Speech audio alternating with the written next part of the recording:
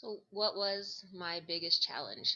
Um, when I go back and look at my intro video, I remember talking about the COVID-19 being one of my biggest challenges as a clinical coordinator because I had to yank all of my students out, and I was therefore having to do everything in the summer along with this class, which is something I absolutely wasn't expecting.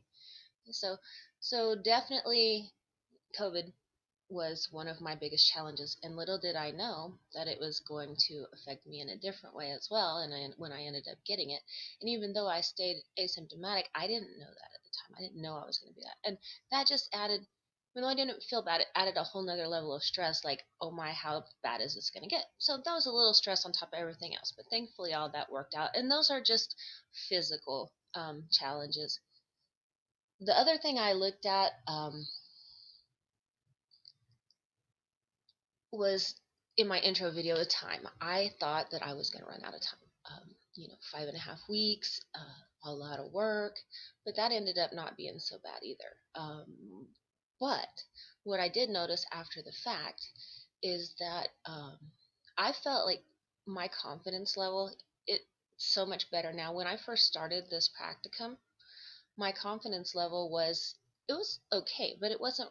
I was a little afraid to put myself out there. I was a little afraid to um, well, I mean, I never posted first, but I was up there for a minute.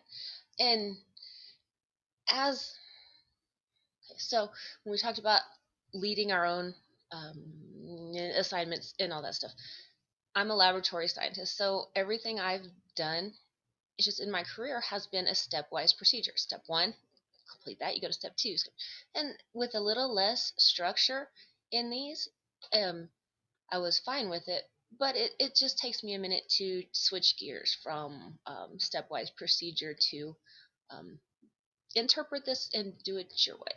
So you can't do that in the lab.